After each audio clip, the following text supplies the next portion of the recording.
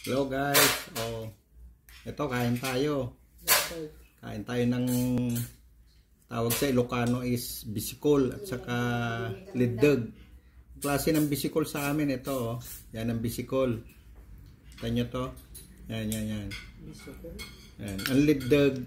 Ganito naman ang itsura ng liddag. Yung may puwet. Yan o. Oh. Yan. O, kita nyo yan. Ngayon, pag kumain kayo ng ganito, bisikol, kuha kayo ng toothpick. Ayan yung toothpick, oh. Tapos sundutin nyo